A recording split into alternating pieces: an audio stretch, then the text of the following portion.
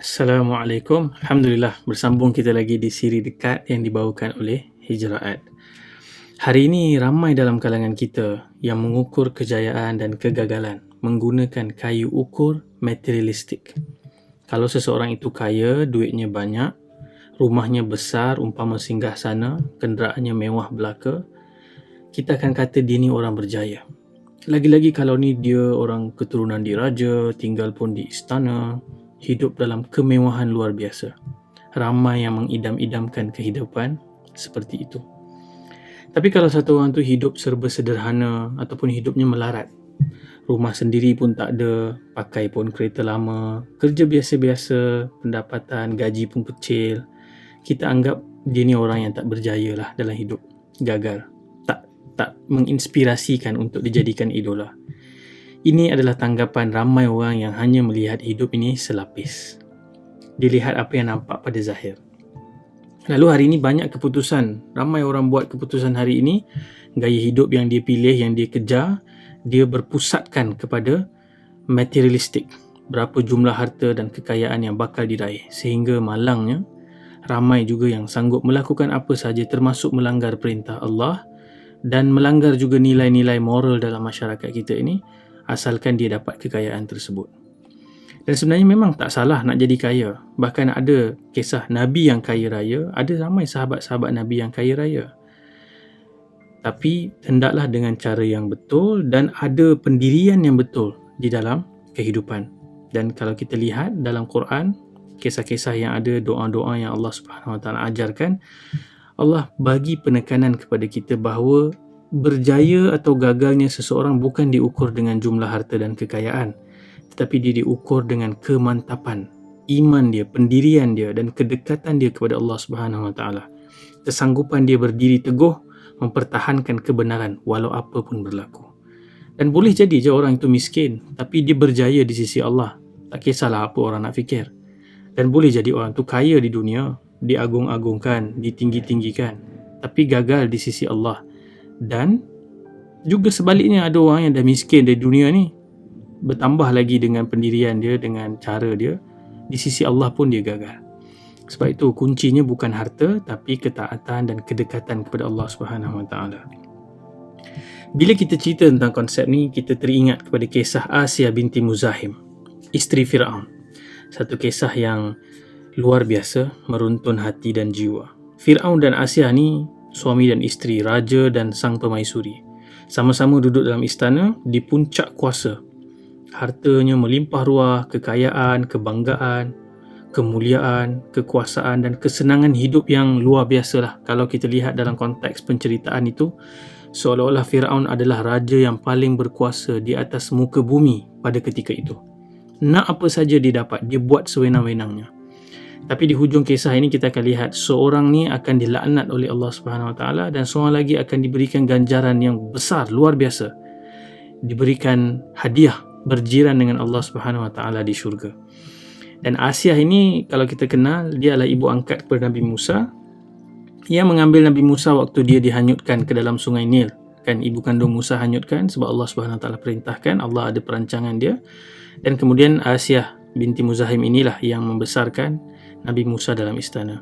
Dan Asia radhiyallahu anha ini ada satu doa yang dipohon kepada Allah Subhanahu Wa Taala dan doa ini sangat hebat dan diceritakan oleh Allah Subhanahu Wa Taala di dalam Quran, dan Allah sendiri memberitahu dijadikan kisah Asia ini sebagai contoh teladan untuk orang-orang yang beriman. Allah sebut dalam surah At-Tahrim ayat ke-11, wa daraballahu mathalan lilladzina amanu imra'ata fir'aun, dan dijadikan satu contoh perbandingan untuk orang-orang yang beriman, iaitu kisah Fir'aun, isteri Fir'aun.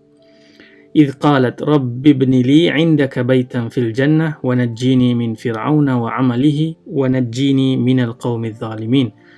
Dan ketika dia berdoa, wahai Tuhanku, binalah untukku di sisimu sebuah rumah di dalam syurga dan selamatkanlah aku dari Fir'aun dan perbuatannya, serta selamatkanlah aku dari kaum yang zalim. Di sebalik doa ini ada kisah yang sangat menarik, dan kisah ini kita mula dengan hadis yang diriwayatkan dalam Musnad Imam Ahmad. Satu hari Nabi SAW sewaktu sedang diisrakan ke langit, Nabi waktu bersama dengan Jibril, Nabi terbau satu bau yang sangat wangi. Lalu Nabi tanya kepada Jibril, "Wahai Jibril, bau apakah ini yang wangi ini?" Dan Jibril pun bagi tahu ini adalah bau masyitah, iaitu pendandan ataupun hairdresser kepada anak Fir'aun dan bau daripada anak-anaknya. Dan Nabi SAW tanya, wa ma sya'nuha, apa kisah dia? So Jibril AS pun menceritakan kisah ini. Dengarkan, kita dengar kisah yang diceritakan oleh malaikat Jibril.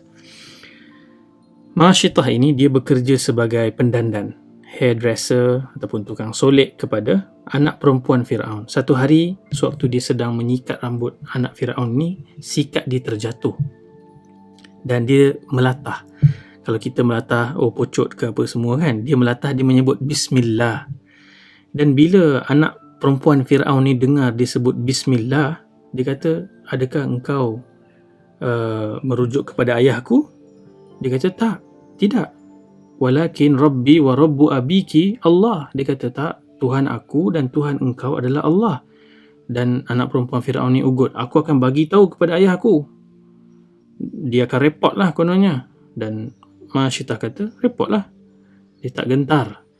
Dan diberitahukan kepada Fir'aun, dan Fir'aun pun bertanya, ya Fulanah, betul ke engkau ada Tuhan selain daripada aku? Dan dia kata, ya, Tuhan aku dan Tuhan kau adalah Allah. Lalu Fir'aun menjadi sangat marah. Fir'aun arahkan untuk dibakar satu tembikar yang besar dan diisi minyak di dalam tu. Dan anak Masyitah dibawa ke situ dan diugut seorang demi seorang, akan dicampakkan ke dalam minyak yang bergelegak ini jika mereka tidak mengubah pendirian. Masyitah hanya ada satu request, ada satu permintaan. Dia kata kepada Fir'aun, aku mohon agar tulang-tulang aku dan anak-anak aku dikumpulkan di dalam satu tempat dan dikafankan bersama. Itu je satu request dia. Dan Fir'aun kata, ya, kita akan tunaikan request itu. Lalu seorang demi seorang anak Masyitah dimasukkan ke dalam minyak yang bergelegak, mati di depan mata dia, seorang demi seorang. Sehinggalah tiba giliran Masyitah dan juga bayi yang berada di dalam tangannya. Dan pada ketika itu dia agak sedikit teragak-agak kerana perasaan hiba seorang ibu melihat bayi kecil yang ada di tangannya itu. Tapi ini adalah satu keajaiban yang Allah Subhanahu Wa Taala bagi kepada orang-orang yang beriman, yang mempertahankan pendirian mereka. Bayi itu bercakap. Dia kata kepada ibu, wahai ibu, teruskan. Fa inna azabad dunya ahwanu min azabil akhirah. Sesungguhnya azab dunia ini ringan dibanding dengan azab di akhirat. Lalu Masyitah pun lompat dan dicampakkan ke dalam api, dalam minyak yang panas. Ketika Asiyah binti Muzahim, isteri Fir'aun, melihat keteguhan iman Masyitah dan anak-anaknya dan juga kezaliman, kecelakaan perbuatan Fir'aun ini, iman menusuk masuk ke dalam jantung hatinya menjadi kuat dan mantap. Dan dia pergi kepada Fir'aun. Dia dah sabar dah lama dah dengan Fir'aun ni, dengan perangai dia, dengan kezaliman dia, kejahatan dia. Dan dia pergi kepada Fir'aun dan dia mengisytiharkan keislaman dia. Bayangkan Fir'aun ni permaisuri ni bukan orang-orang kecil, hamba sahaya atau pembantu ni. Ni sang permaisuri. Dia tercabar egonya dengan apa yang dikatakan Asiyah. Diarahkan agar Asiyah diikat di tengah padang pasir, dipukul, disebat semahu-mahunya, pakaiannya dicabut, dibiarkan dalam keadaan lapar dan dahaga. Celaka betul lelaki nama Fir'aun ni. Pada ketika itulah, ketika dah teruk parah keadaan Asiyah, pada ketika itu Asiyah binti Muzahim radhiyallahu an melihat ke langit dan berdoa, Rabbi ibnili indaka baitan fil jannah wa najjini min fir'auna wa amalihi wa najjini minal qaumidh zalimin. Dia kata, wahai Tuhanku, binakanlah untuk aku di sisimu sebuah rumah di syurga. Bayangkan, para ulama kata dia pilih jiran dulu sebelum minta rumah. Ajar qabla dar, sebab dia kata binakan untuk aku di sisi engkau. Dia nak berjiran dengan Allah Subhanahu Wa Taala dulu, kemudian rumah di dalam syurga. Dan selamatkanlah aku daripada Fir'aun dan perbuatannya, dan selamatkanlah aku daripada kaum yang zalim. Para ulama tafsir menyebutkan pada ketika Asiyah berdoa, dengan doa ini Allah Subhanahu Wa Taala bukakan pintu langit dan memperlihatkan kepada Asiyah rumahnya di syurga. Asiyah tersenyum dan tergelak. Firaun bertambah marah. Dia kata, kita sedang menghukum, dia malah gelak. Dan dia mengarahkan, dijatuhkan satu batu yang besar di atas tubuh badan Asiyah daripada tempat yang tinggi. Lalu batu itu dijatuhkan di atas tubuh Asiyah sehingga menyebabkan tubuhnya bercerai-berai. Tetapi sebelum batu itu menghempap tubuh Asiyah binti Muzahim radhiyallahu an, Allah Subhanahu wa taala telah pun menarik nyawanya.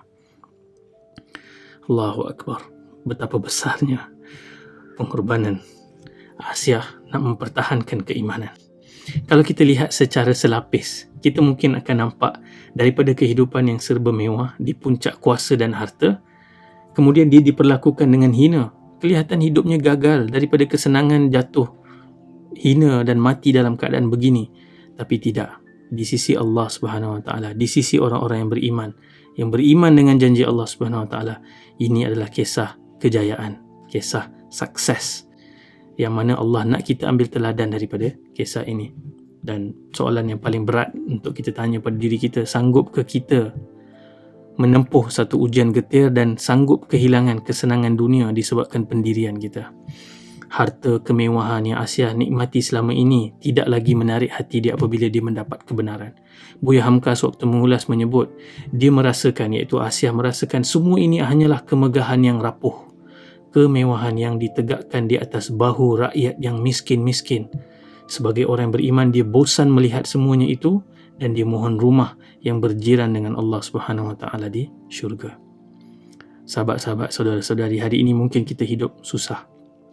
Tak mampu memiliki banyak harta, mungkin tak ada rumah, tak ada kenderaan. Tapi ingat, selagi mana kita teguh di atas pendirian dan kebenaran, itulah nikmat yang paling besar. Dan kita mintalah seperti doa Asiyah.